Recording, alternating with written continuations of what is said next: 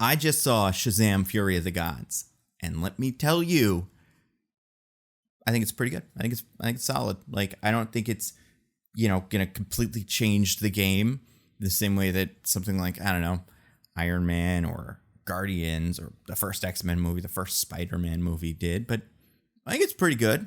Like, I think people are gonna like it. I think if you watched it, you'll have a good time with it. It's got funny jokes, solid action. It's got likable characters and those strong emotional moments that I think are what people liked so much about the first one. Also, I watched it in Philadelphia, and the movie takes place in Philadelphia, so that was fun. I feel like if you are watching a movie in a city, it's almost like if a band, like, they come out and they say, like, hello, Charlotte, and you're like, oh, we're in Charlotte. It's like that. I remember seeing Captain America, the first Avenger, in the Garden State Plaza in Paramus, New Jersey, and at one point, Erskine, when he's talking to Steve, he's like, where are you from today? This place, Paramus. And everybody was like, whoa, that was something. Anyway, I will say, I think this movie was pretty good. I think most people will enjoy it. I do have one issue, though. Not issue, I guess. Question I posed to David F. Sandberg, who, fellow YouTuber, probably still watches YouTube every so often. So if this video made it to your desk, I've definitely said your name enough, like a Beetlejuice situation, that you should at least see one of my videos. So hopefully this is the one. I just want to ask you, this from the bottom of my heart. Where's that weird little green centipede man? Where's Mr. Mind? I don't fully understand. Like, I know a fair amount about Shazam. For book club this month, we read Shazam, The Monster Society of Evil, which, for people that don't know, it's written by and drawn by Jeff Smith, the person behind the Bone comic. And I don't know too much about that, but it's interesting. And one thing I think that's so fun about this book is it plays with Shazam's rogues gallery a little bit and kind of, quite reimagine some of the characters, but it really does kind of throw a bunch of them at you. It does Talkie Tawny a little bit differently than it's usually done. So, like, it's one of those things where this is, I don't believe this is canon, but it's kind of like, hey, I wrote a Shazam story. And one of the things that I think is so great is it's got everybody. It's got, Talkie Tawny, it's got the alligator guys, it's got Savannah, and it's got Mr. Mind, the little worm, although in this he's kind of a snake. And I think it's kind of strange the way we did this in Shazam Fury of the Gods, because, like, in the end of this last movie, Shazam 1, we set up the little worm man. And I didn't think he was going to team up with Savannah. I honestly just saw that as, like, him going, like, hey, Savannah, you lost. I'm up next. See ya. Like, and then we were just going to get his movie. And then we did this thing. And I think what I realized, having read this book and having seen this movie, the ancient Greek, like, god part of Shazam, to me, is the least interesting part of Shazam. The part of Shazam that I find so, like, strange and endearing and kind of fun is this goofy kid Saturday morning cartoon. Like, he fights a big purple monster guy and a big green monster guy, and then there's a little snake worm thing controlling a big robot. Like, I feel like these villains in this movie could have come out of a Wonder Woman movie and it would have been fine.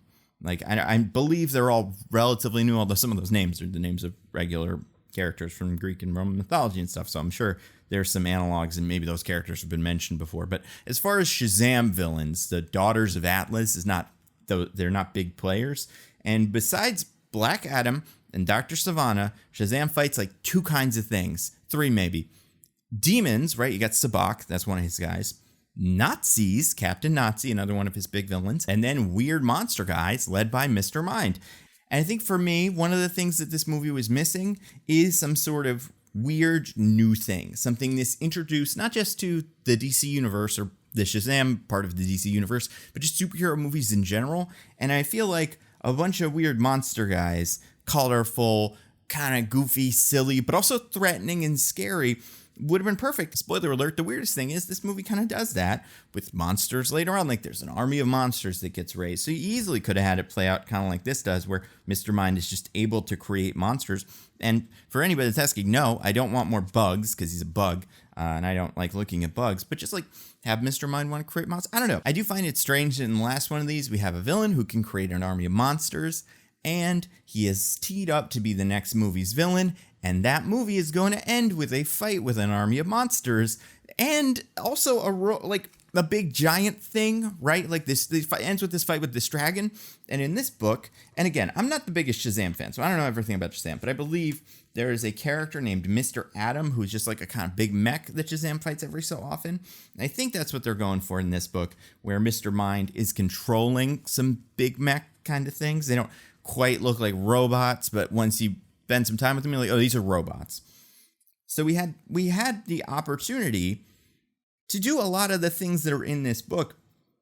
And I just think the flavor of that separates Shazam from everything else in that pantheon. Like, not to mix metaphors, but like from the Wonder Woman side of things, where it's also gods and Black Adam's also fighting Sabbac and stuff like that. And like, it kind of feels like the Monster Society of Evil should be his thing.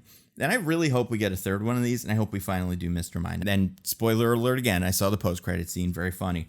But yeah, that's my only real like criticism here. I thought most of the effects in this movie were solid. Like this is a good-looking movie. I do like the monster guys that they made here. These like Harryhausen Minotaurs and Cyclopses and stuff like that. I just wish like I could see those guys showing up in a Wonder Woman movie, and it's like fine. But with Shazam, it's like, what can only Shazam do? What can this movie do that is unique to Shazam?